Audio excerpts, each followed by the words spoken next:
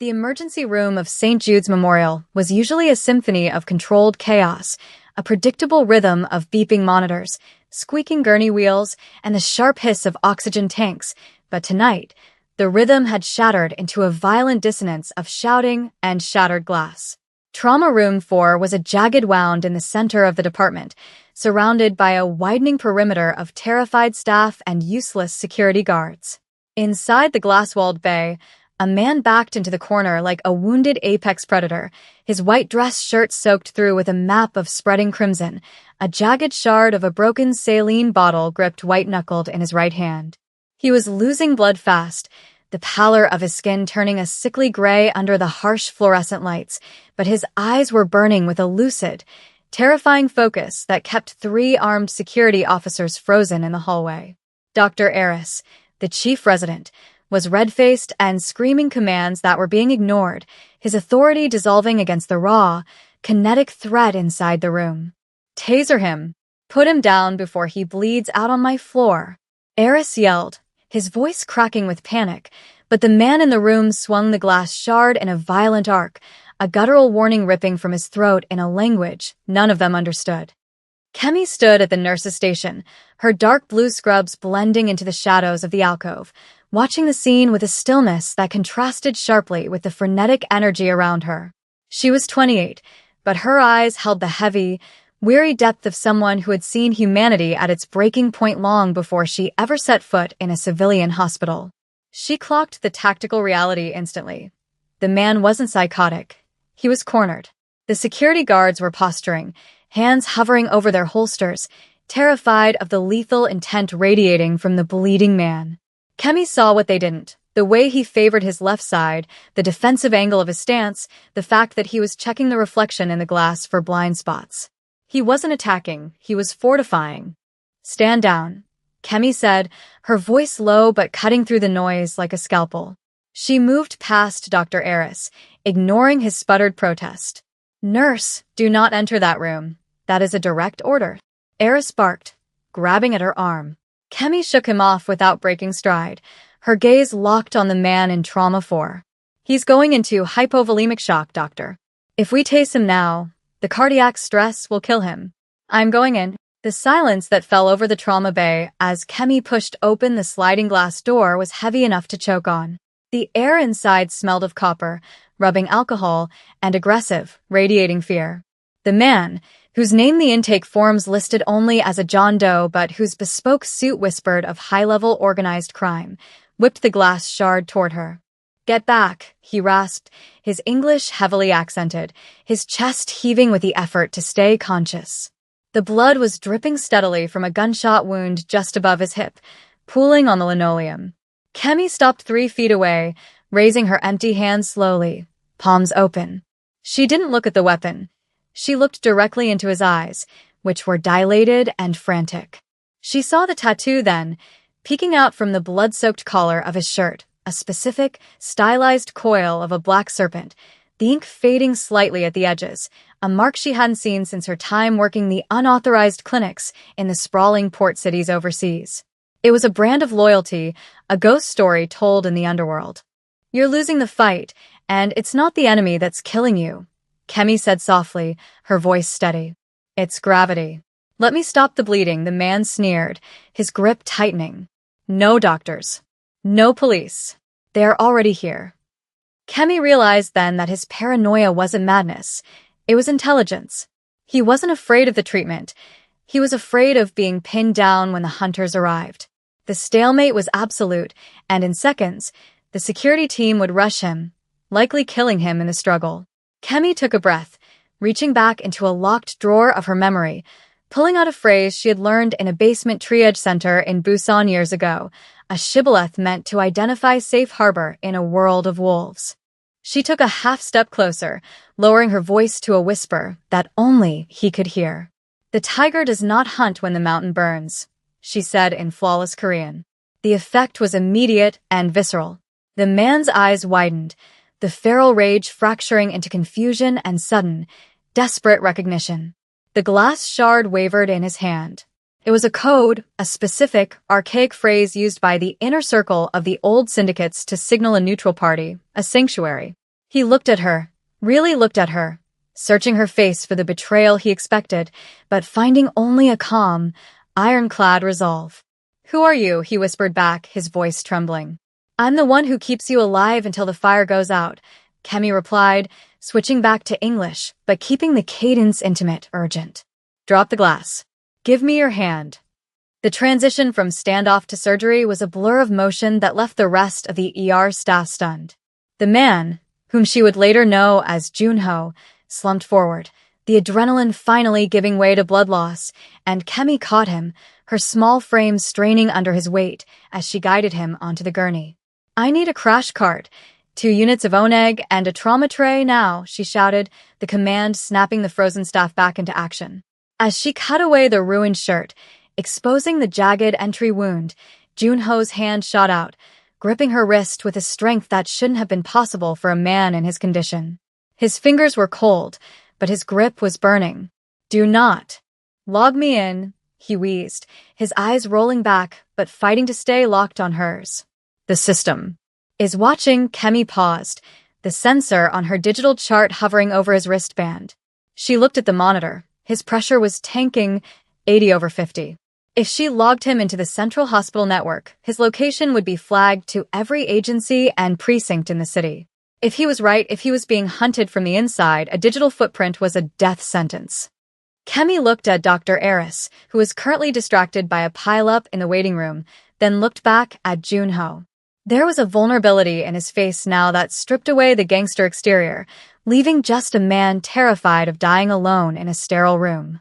It was a look that triggered a fierce, protective instinct in her, something that went beyond her oath as a nurse. She dropped the scanner. "Off the books," she whispered, leaning close to his ear as she pressed a compression pad into the wound. "But you have to stay with me. You don't get to die." A flicker of a smile, grim and pained, touched his lips. "I am hard to kill," he murmured. The intimacy of the moment was sharp and sudden, her hands inside his open wound, his life entirely dependent on her discretion.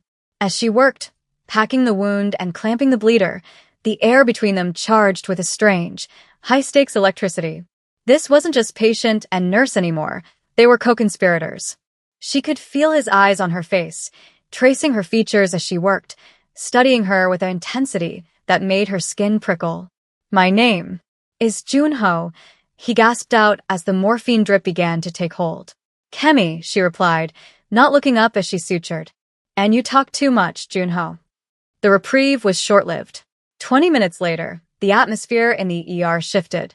It wasn't a sound, but a change in pressure, a silence that rippled from the front desk inward. Kemi was cleaning her hands at the sink, watching Junho's steadying rhythm on the monitor when she saw them through the blinds. 2 men in dark suits, moving with a predatory efficiency that mimicked law enforcement but lacked the boredom of real cops. They bypassed the triage nurse, flashing badges that Kemi couldn't read from this distance, but she recognized the body language. They scanned a room not like they were looking for a person, but like they were clearing a sector.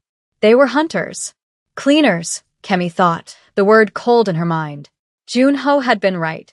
She wiped her hands dry, her heart hammering against her ribs, and moved back to the bedside. Junho was awake, his instincts pulling him out of the sedation. He saw the tension in her shoulders before she even spoke. "They are here," he stated, not a question. 2 men. West entrance. "They're sweeping the bays," Kemi said, keeping her voice level while she unlocked the wheels of his gurney. "They don't look like they're here to take a statement." Junho tried to sit up, groaning as the fresh sutures pulled tight. "Leave me," he said, his voice hard. "If they find you helping me, they will burn this whole place down. Go." Kemi looked at him, really looked at him. He was a criminal, a man of violence, a figure who likely had a ledger of sins longer than her arm. But in this room, under her care, he was a human being who had trusted her with his life when he trusted no one else. And there was something else, a spark in the way he looked at her, a desperate gratitude that terrified her more than the men with guns. "I don't abandon my patients," Kemi said, grabbing a pair of surgical shears and sliding them into her pocket. "And I definitely don't let people get executed in my trauma room." She killed the lights in the bay, plunging them into semi-darkness. "We need to move. Now." They moved through the shadows of the service corridors, the hum of the hospital ventilation masking the sound of the gurney's wheels. Kemi navigated the labyrinth of the hospital with the ease of someone who practically lived there, guiding them toward the freight elevators used for biowaste and laundry. Junho lay still, one hand pressed over his bandaged side, the other gripping the metal rail of the bed, his eyes scanning the ceiling mirrors and blind corners. "You are very good at this," he whispered, pain lacing his voice. Too good for a nurse, Kemi didn't look back, her focus entirely on the hallway ahead. "I learned to triage in places where the hospitals were the first targets," she said tightly. "You learn to move fast, or you don't move at all." They reached the freight elevator, and Kemi hammered the call button, the wait feeling like an eternity. Suddenly, the PA system crackled to life. Code Silver. Lockdown in effect. All personnel remain in your designated areas. The voice was calm, automated, and chilling. The hunters had triggered a lockdown to trap them in the kill box. The elevator dinged, a sound that seemed deafening in the quiet corridor. As the heavy doors slid open, Kemi pushed the gurney inside, but a heavy boot slammed into the gap, stopping the doors from closing. Kemi spun around, scalpel in hand, placing herself between the patient and the threat. One of the men from the lobby stood there, a suppressor already threaded onto his pistol, a polite, dead smile on his face. "Nurse," the man said smoothly, raising the weapon. "Step away from the asset. This doesn't concern you." Behind her, she heard Junho shift, the metallic click of a brake being released. He wasn't cowering. He was preparing to spring. "It concerns me," Kemi said, her voice shaking but her hand steady. "When you bring a gun into my house," she kicked the emergency stop, not on the elevator, but on the fire alarm panel next to it. The klaxon screamed to life, a deafening roar of strobing light and noise. The assassin flinched, distracted for a fraction of a second, and in that heartbeat, Kemi shoved the heavy crash cart she had dragged with them, slamming it into the man's chest with all her strength. He stumbled back, the gun firing wild into the ceiling, and the elevator doors groaned shut, sealing them in the metal box. They were alive, but now they were trapped in the shaft, with nowhere to go but down, into the dark underbelly of the building. The descent was agonizingly slow, the elevator groaning as it lowered them into the bowels of the hospital. The red emergency strobe pulsed against the steel walls, turning the small cabin into a strobe-lit cage of blood and metal.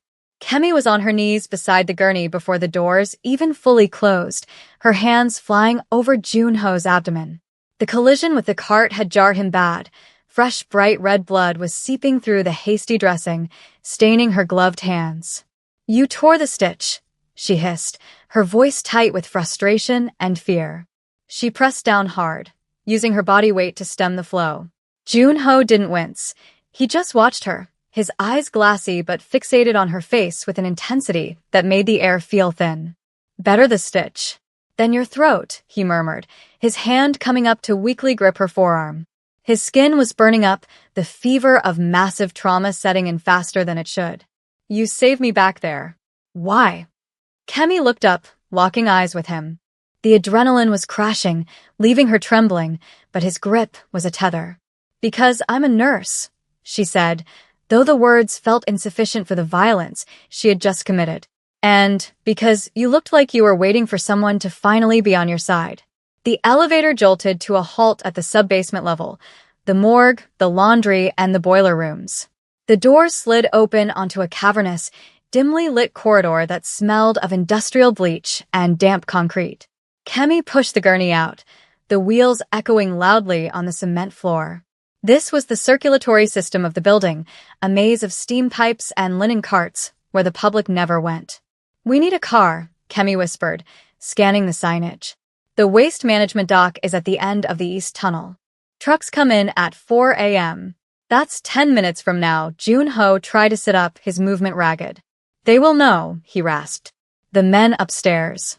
They are professionals. They will cover the exits." He coughed, a wet, rattling sound. "Leave me here. Hide yourself. If they find you with me, they won't hesitate." Kemi stopped the gurney, grabbing his face in her hands, forcing him to look at her. The contact was electric, a sudden breach of professional distance that felt inevitable. Listen to me, Junho. I just assaulted a gunman and hijacked an elevator. I am already burned. The only way I survive this is if you survive this. We are leaving together. They moved deeper into the labyrinth, the temperature rising as they neared the boiler room. The air grew thick and humid, the hissing of the steam valves masking the sound of their movement. Kemi's mind was racing, calculating routes. She knew this basement better than the security team. She knew which doors jammed and which corridors were blind spots for the cameras. But she also knew that professionals didn't need maps. They needed lines of sight. Suddenly, Junho's hand tightened painfully on her wrist. "Stop," he breathed. Kemi froze. At first, she heard nothing but the rhythmic clanking of the boilers. Then she heard it, the distinct, wet crunch of a boot on a cockroach, followed by the soft sweep of fabric against a wall. They were close. Not behind them, but ahead. They had flanked the basement. Kemi looked around frantically. To their left was a heavy steel door marked Biohazard Storage, authorized personnel only. It was their only option. She keyed the code into the pad, her fingers slipping on the blood, and shoved the gurney inside, the maglock engaging with a heavy thud just as a shadow detached itself from the darkness at the end of the hall. Inside the storage room, it was pitch black until the motion sensors triggered a low, amber safety light. The room was stacked with red plastic bins and yellow barrels. Kemi pushed the gurney behind a wall of stacked crates, sliding down to the floor beside Junho.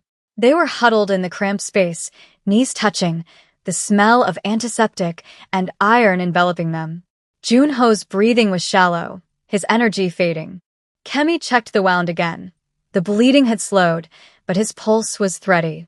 She pulled a saline bag from the crash cart she dragged in, rigging a makeshift gravity drip by hanging it on a shelving unit. "Stay with me," she whispered, her hand resting on his chest to monitor the rise and fall. "Don't you dare quit." Junho turned his head, his cheek resting against her hand. The gesture was incredibly intimate, stripping away the context of the chase. "You speak the language of the old families," he whispered, his voice barely audible. "The code you used. The tiger does not hunt when the mountain burns. My father used to say that." He looked at her, his dark eyes searching hers in the amber light. "Who are you, Kemi?" "A nurse does not move like a soldier. I grew up in places where the lines between soldier and civilian were erased," Kemi answered softly, her thumb brushing the sweat from his temple. The moment suspended in time, the threat outside the door forgotten for a heartbeat. There was a magnetic pull between them, born of survival and something deeper, a recognition of shared scars. "I learned that life is fragile," she continued, her voice trembling slightly. "And that sometimes you have to break the rules to keep the flame burning." Junho reached up, his fingers tracing the line of her jaw, leaving a faint streak of his own blood on her skin like a war paint. "You are dangerous," he murmured, a faint, appreciative smile touching his lips. "If we live, I will owe you a debt that cannot be paid with money." Kemi leaned in closer, their foreheads almost touching. The air between them was thick with unsaid things, a tension that was terrified and tender all at once. "If we live," she whispered back, "you can tell me why you have a dragon on your chest and a target on your back." The moment shattered with the sound of the electronic lock beeping. Someone was overriding the code. Kemi's head snapped toward the door. The red light on the panel turned green. "They're in," she breathed. Junho's eyes hardened instantly, the lover vanishing, the boss returning. He spotted a tray of surgical instruments on the crash cart Kemi had brought. He reached out, his hand shaking but his grip firm, and took a long, thin scalpel. "Get behind me," he ordered, trying to push himself upright despite the agony. Kemi pushed him back down. "No." "You can't stand." She grabbed a canister of pressurized disinfectant spray from the shelf and a lighter she kept in her pocket for the smokers on the loading dock. It was a desperate, improvised weapon, but it was all she had. "Stay low," she commanded. The door swung open, and the silhouette of a man with a raised weapon filled the frame. He stepped in, his weapon light cutting through the amber gloom. "Clear left," a voice said into a radio. Kemi didn't wait. She screamed, a raw, distractionary sound, and hurled a heavy biohazard bin at the intruder. The man instinctively swung his weapon toward the motion, firing a suppressed shot that punched through the plastic. In that split second of realignment, Kemi triggered the lighter in front of the spray nozzle. A profound, roaring tongue of fire erupted across the small room, a makeshift flamethrower that engulfed the gunman's upper body. He shouted, flailing back into the hallway, blinding his partner behind him. "Move!" Kemi yelled, grabbing the gurney. But Junho was already moving. Adrenaline had flooded his system, overriding the shock. He rolled off the gurney, landing on his feet with a groan of exertion. He grabbed the dropped pistol from the floor where the burning man had fallen, his movements fluid despite his injury. He fired 2 shots, controlled, precise double taps into the darkness of the corridor, suppressing the second shooter. "Go!" he roared, grabbing Kemi's hand with his free one, pulling her toward the rear exit of the room that led to the loading dock. They burst out into the cool, damp night air of the ambulance bay. The rain was falling in heavy sheets, washing away the smell of smoke and fear. The sudden drop in temperature made Kemi shiver, her scrubs soaked instantly. They were out, but they were exposed. A black sedan screeched around the corner, tires smoking on the wet pavement. Kemi flinched, pulling Junho back, but he held his ground. "It's mine," he said, breathless, leaning heavily against the concrete wall. The window rolled down, revealing a driver with the same snake tattoo on his neck. The cavalry had arrived, but too late to save them inside, only just in time to extract them. Junho turned to Kemi, the rain plastering his hair to his forehead. He looked at the open door of the car, then back at her. The sound of sirens was rising in the distance. Police, fire, the real authorities. He couldn't be here when they arrived, and she couldn't be seen getting into that car. "You have to stay," Junho said, the realization paining him more than the gunshot wound. "If you come with me, you never come back. You become a ghost." Kemi looked at the car, then at the hospital where her life, her career, her identity lived. Then she looked at him.